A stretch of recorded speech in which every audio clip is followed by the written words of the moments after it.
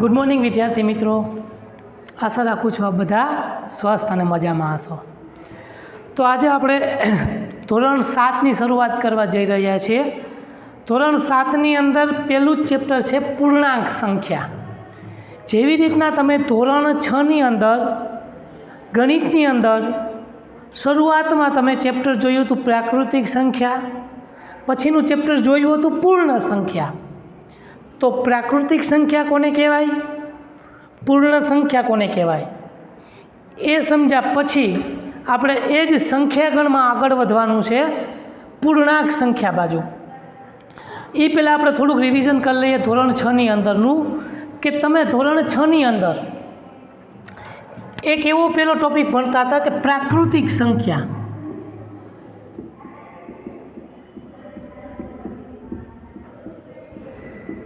કેવી સંખ્યા? પ્રાકૃતિક સંખ્યા. તો કે જે સંખ્યા ગણ 1થી શરૂ કરી અનંત સુધી આગળ વધતી હોય એવી સંખ્યાના ગણને આપણે પ્રાકૃતિક સંખ્યા કહેતા. અથવા તો જેને આપણે ગણી શકીએ, જેને આપણે કાઉન્ટ કરી શકીએ, કાઉન્ટેબલ, જેને આપણે ગણી શકીએ એવી સંખ્યાઓને આપણે પ્રાકૃતિક સંખ્યા કહેતા. 1થી લઈ અનંત સુધી જે સંખ્યા મળતી એને આપણે પ્રાકૃતિક સંખ્યા કહેતા. એટલે કે એ 1, 2, 3, 4, 5, 6, 7 આવી રીતના મળતી. પ્રાકૃતિક સંખ્યા 1થી લઈ અનંત સુધીની સંખ્યાઓને આપણે પ્રાકૃતિક સંખ્યા કહેતા. પ્રાકૃતિક સંખ્યા 1થી શરૂ થતી. આપણે ધોરણ 6ની અંદર અભ્યાસ કર્યો હતો. ત્યારબાદ પૂર્ણ સંખ્યા કેવી? તો કે પ્રાકૃતિક સંખ્યા પછી આપણે પૂર્ણ સંખ્યાનો અભ્યાસ કર્યો હતો, જેમની અંદર આપણે 0થી સ્ટાર્ટ કરતા હતા.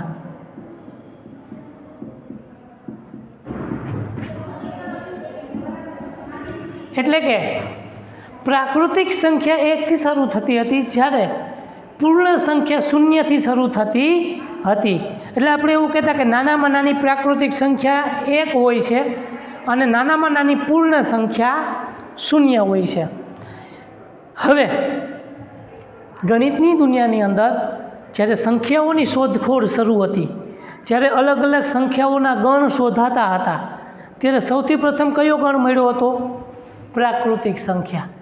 એટલે કે જેને તમે ગણી શકો એવી સંખ્યા.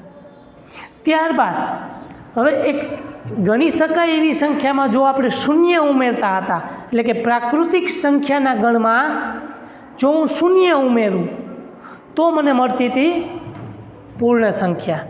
અને આ બંનેનો અભ્યાસ આપણે ધોરણ 6ની અંદર કરી ચૂક્યા છીએ. તો કે હવે એક નવું જે ચેપ્ટરનું નામ છે પૂર્ણાંક સંખ્યા, એની બાજુ આગળ વધીએ. તો કે સાહેબ પૂર્ણાંક સંખ્યા કોને કહેવાય?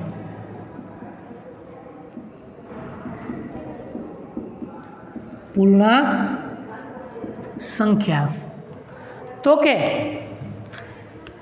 પૂર્ણ સંખ્યાના ગણમાં તમે જો જે પ્રાકૃતિક સંખ્યાનો ગણ છે ને ઋણ નિશાની સાથે ઉમેરો કરો. સમજો તમે વ્યવસ્થિત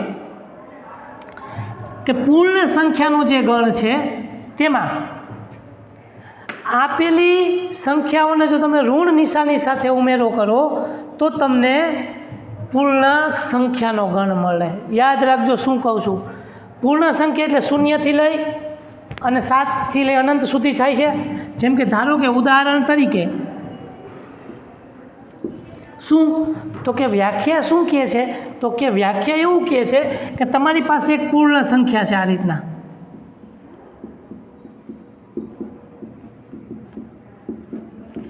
આવી સંખ્યામાં જો તમે ઋણ નિશાની એટલે ખબર પડે ને, ઋણ એટલે માઇનસ.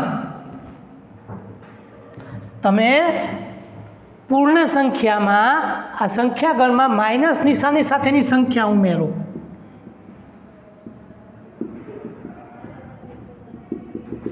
તો આવી બનતી નવી સંખ્યાના ગણને આપણે પૂર્ણાંક સંખ્યા કહીએ. શું કીધું સમજાણું તમને? બરાબર, મેં તમને કીધું એ પ્રમાણે કે જો તમે પૂર્ણ સંખ્યાના ગણમાં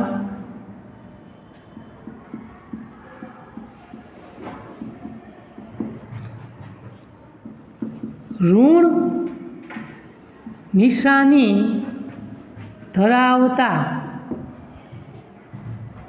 અંકોનો ઉમેરો કરો, ઉમેરો કરતા મળતા નવી સંખ્યાના ગણને અથવા તો જૂથને પૂર્ણાંક સંખ્યા કહે છે.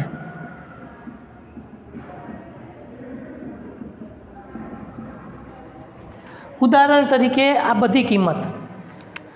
હવે આગળ વધીએ આમાંનામાં જોજો, સંખ્યામાં તમારી સંખ્યામાં આગળ જો ઋણ નિશાની હોય ને એટલે સમજી લેવાનું કે એ જે નંબર છે, એ જે સંખ્યા છે, એ કેવી સંખ્યા છે? તો કે એ પૂર્ણાંક સંખ્યા છે. કેવી સંખ્યા છે?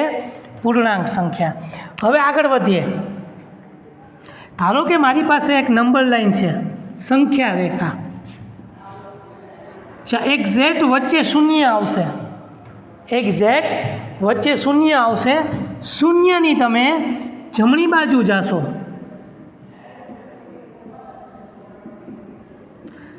બરાબર, એટલે તમને 1 2 3 4 5 6 આવી સંખ્યાઓ જોવા મળશે. હવે જુઓ, સંખ્યાની આગળ આ વસ્તુ તમે છે ને લાઈફ ટાઈમ યાદ રાખજો કે કોઈ પણ આંકડો હોય ને, આંકડો, અંક, કોઈ પણ અંકની આગળ કાંઈ ન હોય ને એટલે ધન સમજવાની. કેવી સમજવાની? ધન. ધન એટલે એ તો ખબર ને, ધન એટલે શું? ધન એટલે પ્લસ. એટલે આ જે બધી સંખ્યા છે, આ બધી જ શૂન્યની જમણી બાજુ આ બધી જ સંખ્યા એને કહેવાય ધન પૂર્ણાંક સંખ્યાઓ. આ બધી ધન પૂર્ણાંક સંખ્યાઓ કહેવાય, બરાબર. શૂન્ય તટસ્થ કહેવાય, ન ધન કહેવાય ને ઋણ, આ તટસ્થ કહેવાય. હવે તમે આ શૂન્યથી ડાબી બાજુ આગળ વધો તો તમને ઋણ કિંમત મળે -1 -2 -3 -4 -5 આવી રીતના. તો આ જે બધી ઋણ નિશાનીવાળી જે સંખ્યાઓ છે એને આપણે કહેશું ઋણ પૂર્ણાંક સંખ્યા. કેવી? એટલે પૂર્ણાંક સંખ્યાના 3 ભાગ પડ્યા. પૂર્ણાંક સંખ્યાના કેટલા ભાગ પડ્યા? 3. એક ધન પૂર્ણાંક, શૂન્ય જે ધને નથી ઋણે નથી, અને ઋણ પૂર્ણાંક. બહુ જ ચોકસાઈપૂર્વક યાદ રાખવાનું છે કે પૂર્ણાંક સંખ્યાને તમે 3 રીતના ભાગ પાડી શકો. પહેલું આવે ધન પૂર્ણાંક, શૂન્ય. શૂન્ય મતલબ તટસ્થ સંખ્યા.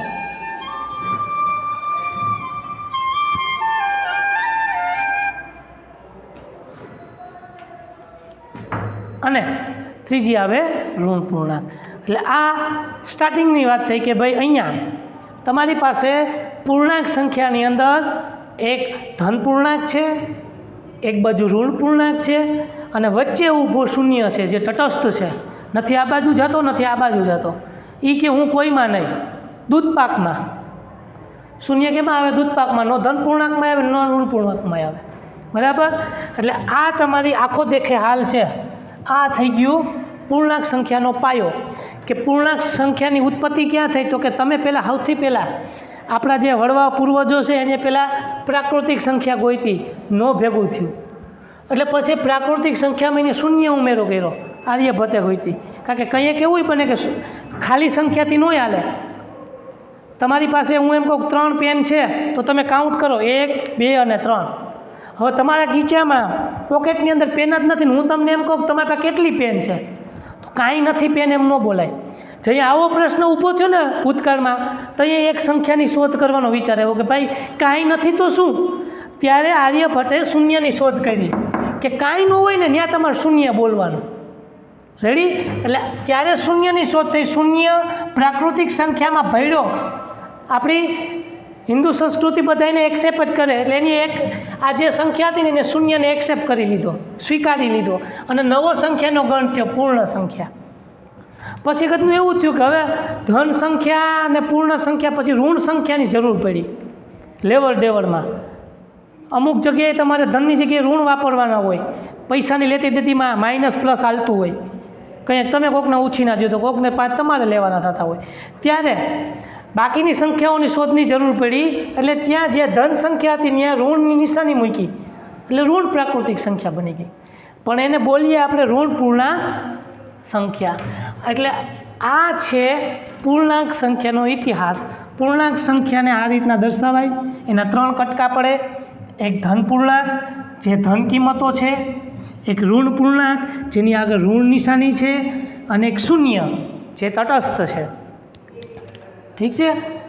વિડીયો પોસ્ટ કરી અને આ માહિતી બધી તમારી પાકી બુકની અંદર તમે લખી નાખો. ચાલો હવે જે આપણે અત્યારે પૂર્ણાંક સંખ્યાઓનો અભ્યાસ કર્યો એને આપણે નંબર લાઇનમાં કેવી રીતના દર્શાવશું, બરાબર, એ જોઈએ. પહેલી વસ્તુ આપણે બીજી એક ચેક કરીએ કે જ્યારે પણ તમે પૂર્ણાંક સંખ્યાઓ લ્યો છો ત્યારે એની અમુક માહિતી છે, અમુક ડેટા છે. કોઈ પણ વસ્તુનો તમારે પહેલાં ડેટાબેઝ ભેગો કરવો પડે કે એ હકીકતમાં વસ્તુ છે શું, એમાં કયા કયા પ્રકારના ગુણધર્મ લાગે છે, એ કઈ રીતના વર્તન કરે છે, પછી ચેપ્ટર ઉપર આગળ વધવાનું હોય. જેમ કે તમે એક નંબર લાઈન ડ્રો કરી, ધારો કે આપણી આ નંબર લાઈન જ છે કે 0 પછી 1 2 3 4 5 6 આમ આગળ વધતા જાય. આવી રીતના પણ આગળ વધીએ છીએ. જુઓ, વચ્ચેથી સંખ્યા રેખા ઉપર બંને બાજુ આગળ વધાય છે, પણ નિયમ પ્રમાણે ગણિતના બંને બાજુ આગળ ન વધી શકો.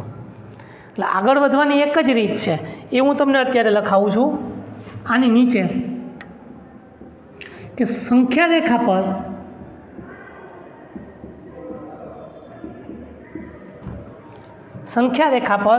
ડાબી બાજુથી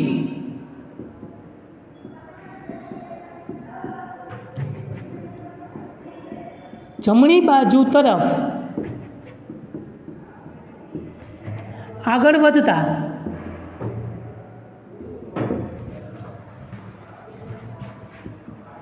સંખ્યા મોટી મળતી જાય છે. જેમ તમે ડાબી બાજુથી જમણી બાજુ આગળ વધો એમ સંખ્યા મોટી મળે છે. ઉદાહરણ સ્વરૂપે તમે 2 હોય અને તમે આવી રીતના આગળ વધો ને 4 પહોંચો તો 4 એ મોટી સંખ્યા છે 2 કરતાં, બરાબર. 6 એ મોટી છે 5 કરતાં. હવે મુદ્દો અહીંયા આવશે 0, તો 0 છે એ મોટા છે -1 કરતાં, કારણ કે એ જમણી બાજુ છે, અને જમણી બાજુ જેમ જેમ આગળ વધો એમ મોટી કિંમત જ આવે છે. એટલે તમારો જે 0 છે ને એ -1 કરતાં મોટો થાય, અને -1 છે એ -2 કરતાં મોટો થાય. આ તો બધું ઉલટું થયું. અહીંયા તમે જોવા જાઓ તો 2 છે એ 1 કરતાં મોટા છે, અહીંયા -1 છે એ 2 કરતાં મોટા છે. કારણ કે નિયમ પ્રમાણે સંખ્યા રેખામાં હંમેશા જમણી બાજુની સંખ્યા ડાબી બાજુની સંખ્યા કરતાં મોટી હોય, બરાબર, અને ડાબી બાજુની સંખ્યા જમણી બાજુની સંખ્યા કરતાં નાની હોય. આના ઉપરથી હું હજી એક વસ્તુ લખી શકું કે 0ની જમણી બાજુના નંબર અથવા તો સંખ્યા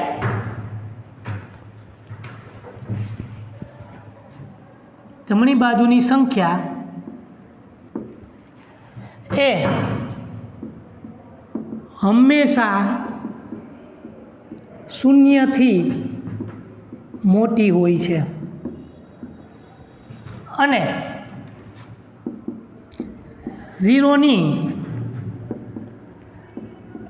ડાબી બાજુની સંખ્યા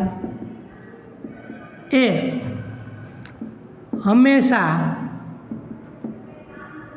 0થી નાની હોય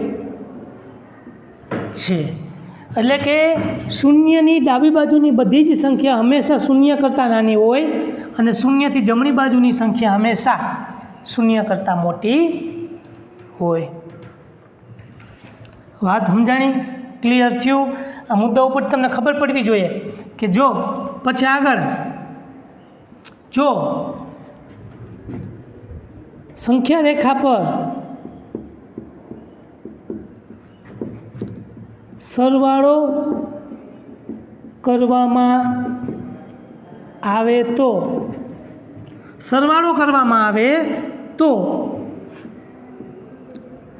જમણી બાજુ ખસવું. જો સરવાળો કરવામાં આવતો હોય તો તમારે કઈ બાજુ ખસવાનું હોય? જમણી બાજુ ખસવાનું હોય. અને બાદબાકી કરવામાં આવે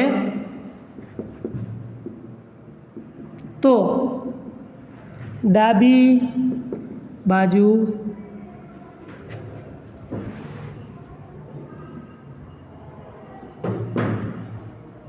બાજુ ખસવાનું હોય છે. આ એક નિયમ છે. ધારો કે હું તમને એમ કહું કે 3 + 2 તો તમારે 3થી ખાલી ઉદાહરણ છે, લખવાનું નથી. તો તમે 3 હોય તો 3થી 2 સ્ટેપ કઈ બાજુ ખસવાનું? જમણી બાજુ. સરવાળો છે એટલે 5 આવી જાય. અને કદાચ બાદબાકી હોય કે 3 - 5 તો તમારે 3થી માઇનસ છે એટલે ડાબી બાજુ ખસવાનું. કેટલું? 5 અંક જેટલું. 1 2 3 4 ને 5 -2 જવાબ આવે. બરાબર? -2 + -1. તો હવે પાછું અહીંયા લોચો થાય જો -1 હોય તો. એટલે આપણે હજી એ વસ્તુ ઉપર આગળ નથી વધવું. -2 + 3 તો -2 વત્તા છે એટલે જમણી બાજુ ખસવાનું. કેટલા સ્ટેપ? 3. 1 2 અને 3 1 આવી જાય. પાછળ ઋણ નિશાની આવે ને તો હજી મેં શીખડાવ્યું નથી, એ હું તમને લખાવી દઉં.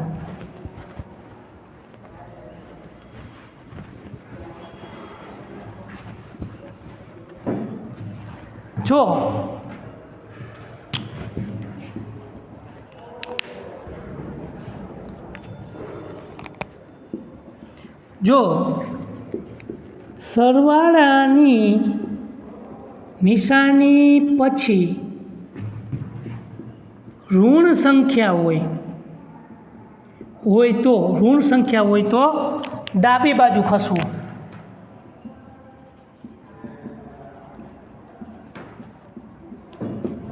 અને જો બાદબાકીની નિશાની પછી ઋણ સંખ્યા હોય તો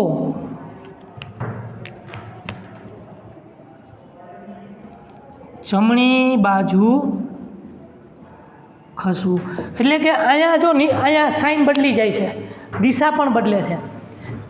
જો સરવાળો હોય તો જમણી બાજુ, બાદબાકી હોય તો ડાબી બાજુ. સરવાળો હોય સામાન્ય કન્ડિશનમાં, સામાન્ય પરિસ્થિતિમાં જો સરવાળો હોય તો જમણી બાજુ, બાદબાકી હોય તો ડાબી બાજુ. પણ વિપરીત પરિસ્થિતિ કોને કહેવાય? કે સરવાળાની નિશાની પછી ઋણ સંખ્યા હોય તો તમારે જમણીની જગ્યાએ ડાબી બાજુ ખસવાનું, અને બાદબાકીમાં તો કે તમારે ડાબીની જગ્યાએ જમણી બાજુ ખસવાનું થશે.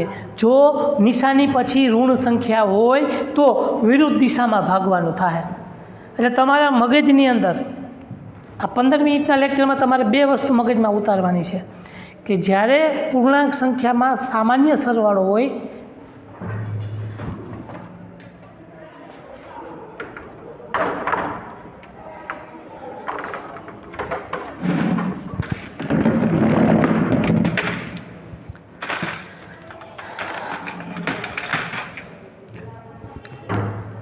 સામાન્ય પરિસ્થિતિમાં સરવાળા પછી જો ધન સંખ્યા હોય તો જમણી બાજુ, જે તમે ધોરણ 6માં પણ ભણી ગયા, અને બાદબાકી હોય તો ડાબી બાજુ જવાનું. પણ આ બંને નિશાની પછી છેલ્લું પદ ઋણ હોય, પછીનું પદ જો ઋણ હોય તો તમારે સરવાળો હોય તે ડાબી બાજુ અને બાદબાકી હોય તે જમણી બાજુ, એટલે વિરુદ્ધ દિશામાં ભાગવાનું છે.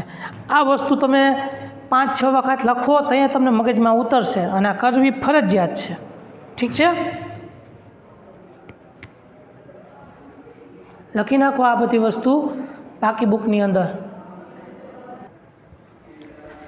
ચાલો, સ્વાધ્યાય 5 ક્યાં આવ્યું? સ્વાધ્યાય 1.1. હવે જો તમે લોકો થોડાક નવા વિદ્યાર્થી છો, તમને લોકોને સિસ્ટમ કદાચ ખ્યાલ નહીં હોય. તમારી બધા જ પાસે ટેક્સ્ટ બુક છે, બધા પાસે ચોપડી છે જ, ન હોય તો લઈ લેજો. બરાબર, પ્રશ્ન તમારે બધા જ લખવાના છે ફરજિયાત. પ્રશ્ન તમારે ટેક્સ્ટ બુક એટલે કે ચોપડીમાંથી અહીંયા જે લખ્યા છે એ જોઈને લખવાના. હું અહીંયા તમને માત્ર જવાબ લખાવીશ. સમજાય છે વસ્તુ? ધારો કે હું તમને એમ કહું કે પ્રશ્ન નંબર 1 એવો છે કે આપેલ સંખ્યા રેખા ઉપર કોઈ એક દિવસના જુદા જુદા સ્થળોના તાપમાન ડિગ્રી સેલ્સિયસ વડે દર્શાવેલા છે, તો એ તમારે અહીંયા ફરજિયાતપણે લખવાનું તમારી પાકી બુકમાં. આખી સૂચના તમારે લખવાની ચોપડીમાંથી જોઈને. બરાબર, હું અહીંયા સીધો જવાબ જ લખાવીશ.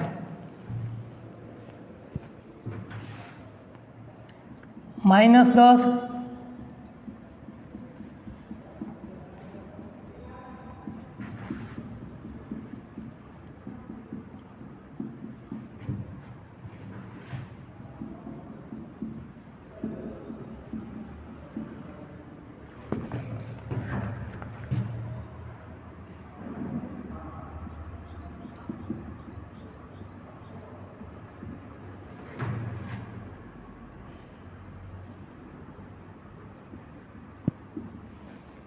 આ તમારે દોરવાનું છે.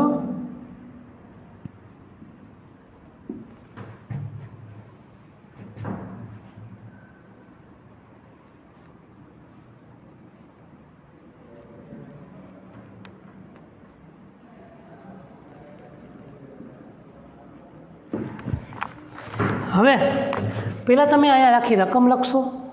રકમ લખીને તમે આ આકૃતિ ડ્રો કરશો. આકૃતિ ડ્રો કર્યા પછી તમે અહીંયા પ્રશ્ન લખશો. એમાં કીધું છે કે આ સંખ્યા રેખાને જુઓ અને એના પર દર્શાવેલ સ્થળોના તાપમાન લખો. એટલે એ પ્રશ્ન તમે ચોપડીમાંથી જોઈને લખશો, એ હું લખાવીશ નહીં. હવે હું સીધો જવાબ લખીશ. જવાબ, આ સંખ્યા રેખા ઉપર બધા જ જે સ્થળો છે એના તાપમાન લખવાના છે. તો અહીંયા પેલું હવે આમાંથી જોઈ લે, લાહોલ સ્પીતિ. લાહોલ સ્પીતિ ગામનું નામ છે. જમ્મુ કાશ્મીરની ઉપરની લેહ લદ્દાખની બાજુમાં આવેલું છે લાહોલ સ્પીતિ. એનું તાપમાન ડિગ્રી સેલ્સિયસમાં લખીએ. આ 0, 1, 2, 3, 4, -5, 6, 7, 8 એ તાપમાન થશે -8 ડિગ્રી સેલ્સિયસ. સંખ્યા રેખા ઉપરથી આપણે ખબર પડશે. બીજું છે શ્રીનગર. શ્રીનગરનું તાપમાન 0, 0 પછી આ બાજુ તમે ડાબી બાજુ જાઓ એટલે -1 અને -2 ડિગ્રી સેલ્સિયસ. પછી શિમલા, શિમલાનું થાય 5 ડિગ્રી સેલ્સિયસ. પછી આવે ઊંટી, તો ઊંટીનું 10, પછી 11, 12, 13 અને 14 ડિગ્રી સેલ્સિયસ. પછી આવશે બેંગલુરુ, તો એનું આવશે 20, પછી 21 અને 22 ડિગ્રી સેલ્સિયસ. આ આપણો થઈ ગયો પહેલાંનો જવાબ. હવે જવાબ નંબર બી, ઉપર આપેલ સ્થળોના તાપમાનમાં સૌથી ગરમ અને સૌથી ઠંડા સ્થળોના તાપમાનમાં શું તફાવત છે? હવે સૌથી ઠંડુ શહેર કયું હોય છે? તો કે આ, કારણ કે જેમ તમે જમણી બાજુ જાઓ એમ નીચું તાપમાન હોય.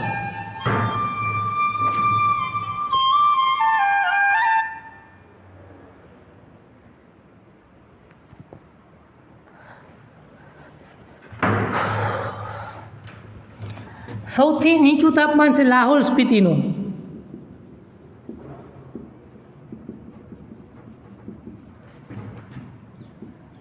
-8 ડિગ્રી સેલ્સિયસ અને સૌથી ઊંચું તાપમાન છે બેંગલુરુનું.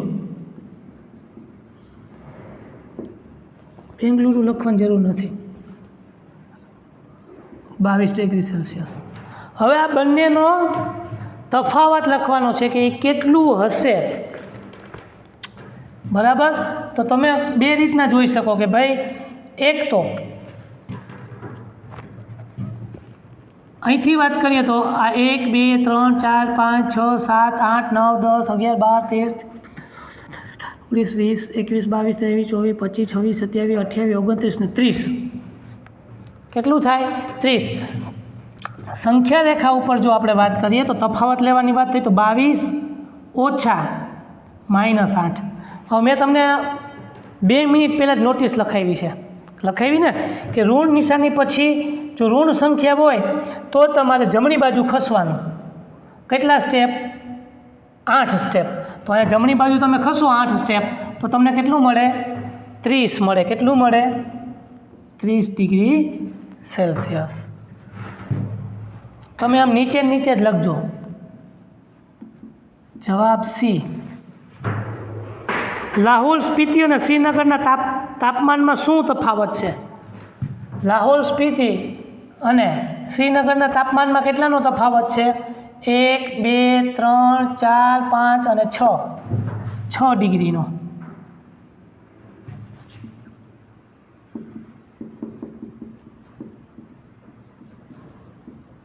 અને શ્રીનગરના તાપમાનમાં 6 ડિગ્રી સેલ્સિયસનો તફાવત છે.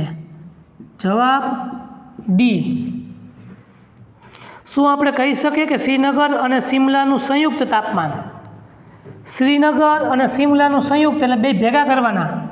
શ્રીનગર અને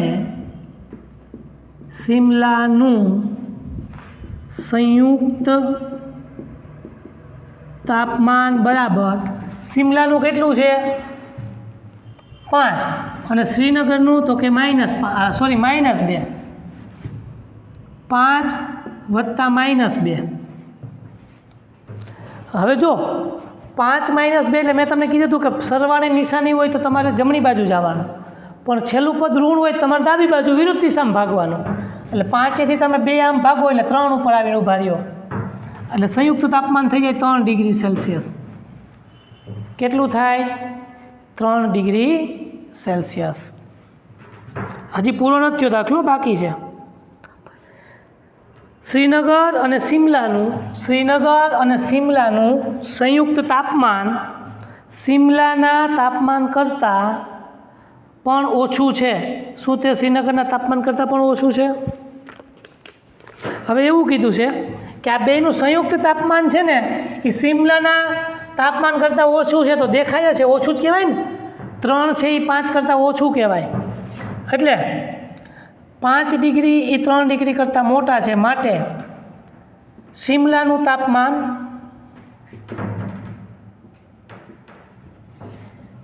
શ્રીનગર અને શિમલાના સંયુક્ત તાપમાન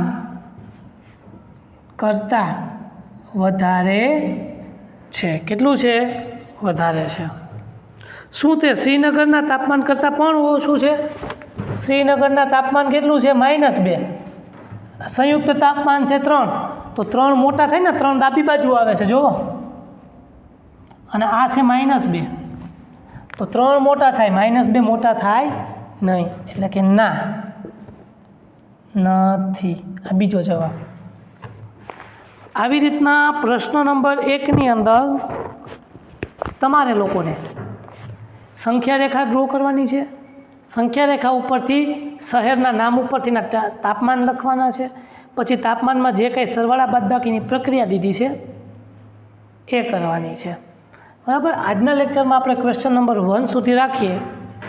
નેક્સ્ટ લેક્ચરની અંદર આગળ જોશું.